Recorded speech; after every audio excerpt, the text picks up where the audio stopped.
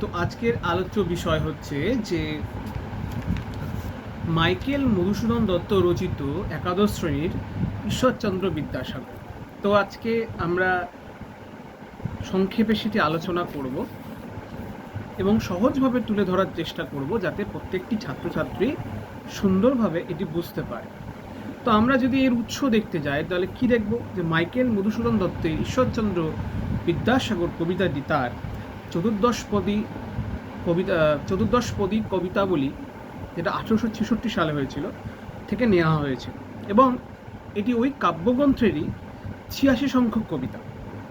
এবার আমরা যদি যে একটু কনটেক্সটটা যদি আলোচনা করি, যে আমরা মাইকেল মধুসূদন দত্ত এবং ঈশ্বরচন্দ্রকে নিয়ে যদি একটু আলোচনা করি তাহলে আমরা অনেকটা ক্লিয়ার হয়ে যাবে যে কেন এই কবিতাটা তিনি লিখেছিলেন। তো আমরা যদি দেখি যে মধুসূদন দত্তের সঙ্গে বিদ্যাসাগরের পরিচয় হয়েছিল 1856 খ্রিস্টাব্দে। শুরুতে সে সম্পর্কে এমন কিছু গাঢ় ছিল না বা এমন কিছু বেটার ছিল না। 1860 সালে তিলোত্তমা সম্ভব কাব্য প্রকাশিত হলে বিদ্যাসাগর তার সমালোচনাও কিন্তু করেছিলেন। পরবর্তীকালে মধুসূদনের প্রতি বিদ্যাসাগরের মনোভাব পরিবর্তন হয় বা তার প্রতি তার চিন্তাধারা সেটা চেঞ্জ হয়। পরবর্তীকালে মধুসূদনের প্রতি যখন চেঞ্জ হয় মাইন্ড, তো সেখানে তিলোত্তমা সম্ভব কাব্যের মধ্যে তিনি গ্রেট মেরিট খুঁজে পান। পরবর্তীকালে মধুসূদন যখন বিলেতে ব্যারিস্টারি পড়তে যান এবং তাকে সেই যাওয়াটাকে ঈশ্বরচন্দ্র বিদ্যাসাগর তিনি কিন্তু সমর্থন করেছিলেন আন্তরিকভাবে। বিলেতে গিয়ে যখন মধুসূদন দত্ত প্রবল আর্থিক সংকটে পড়েন এবং ইংল্যান্ড ছেড়ে প্রথমে প্যারিস ও পরে ভার্সাই শহরে চলে যেতে বাধ্য হন, তার পড়াশোনা বন্ধ হয়ে যাওয়ার উপক্রম হয়। সেই সময় মধুসূদনের একমাত্র ভরসা জুগিয়েছিলেন ঈশ্বরচন্দ্র বিদ্যাসাগর। তিনি চিঠিও পর্যন্ত লিখেছিলেন। সেই সময় বিপন্ন মধুসূদনের পাশে বিদ্যাসাগরের সর্বতোভাবে দাঁড়ানো এবং একাধিকবার অর্থ সাহায্যের কথা ইতিহাস হয়ে আছে। এমনকি নিজে টাকা ধার করেও বিদ্যাসাগর মধুসূদনকে অর্থ সাহায্য করেছিলেন।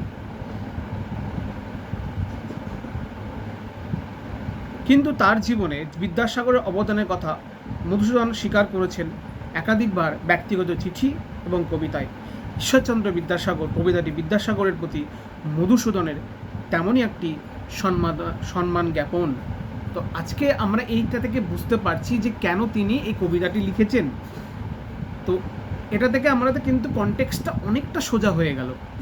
তো এইবার আমরা যদি একটু সামারি করে যদি কবিতাটি দেখি, তার খুব ছোট করে দেখতে পাবো কি দেখতে পাবো যে বিদ্যাসাগরের প্রতি কবি মাইকেল মধুসূদন দত্তের শ্রদ্ধা এই কবিতার মাধ্যমে কিন্তু ব্যক্ত হয়েছেন। তিনি একই সঙ্গে বিদ্যাসাগর করুণার সমুদ্র এবং দীনের বন্ধু বলে তাকে সম্বোধন করেছেন। বিদ্যাসাগরের চরিত্রে এই ব্যাপ্তি বোঝানোর জন্য একাধিক উপমার ব্যবহার করেছেন কবি। সূর্যকিরণে উজ্জ্বল স্বর্ণ পর্বতের প্রকৃত গুণের সন্ধান পায় সেই মানুষ যে সেই পর্বতের চরণে আশ্রয় নেয়। যারা বিদ্যাসাগরের স্নেহ সান্নিধ্য পেয়েছেন তারাই জানেন বিদ্যাসাগরের চরিত্রের মহানুভবতার কথা। যে নদী জল দান করে কিংবা যে তরু অমৃত ফল অথবা সৌরভ বিতরণকারী ফুল উপহার দেয় কিংবা শীতল ছায়া বিস্তার করে বা সুশান্ত নিদ্রা উপহার দেয়, তার গুণ কিন্তু সীমাহীন। বিদ্যাসাগরের মধ্যেও এরকমই বহু বিচিত্র এবং বহুবিধ গুণ ও প্রতিভার সমাবেশ কবি লক্ষ্য করেছেন। তো আমরা যদি সামারি করে দেখি তাহলে এই যে কনটেক্সটটা আমরা এবং প্রথমে আমরা যে মাইকেল মধুসূদন দত্ত এবং ঈশ্বরচন্দ্র বিদ্যাসাগরকে নিয়ে যে আমরা ব্যাপারটা পড়লাম, তাহলে এটা থেকে আমরা বুঝতে পারি কেন তিনি লিখেছেন। তার পণ্ডিত ঈশ্বরচন্দ্র বিদ্যাসাগরের প্রতি তার একটা সম্মান জ্ঞাপন এবং তিনি বারবার স্বীকার করেছেন ব্যক্তিগতভাবে যে তিনি তাকে প্রচণ্ড সাহায্য করেছেন এবং শুধু তাই নয়, তিনি কিন্তু গোটা সমাজ তথা সমগ্র মানবজাতি এবং বিশ্বের জন্য কিন্তু তিনি সবসময় এগিয়ে এসেছেন। তারই প্রতি এই শ্রদ্ধা জ্ঞাপনের জন্যই এই কবিতাটি। তো আশা করি খুব ছোট্ট করে তোমাদেরকে বোঝানোর চেষ্টা করলাম। এরকম আমাদের আরও অনেক নতুন নতুন টপিক নিয়ে নতুন নতুন বিষয় নিয়ে আমরা আসবো।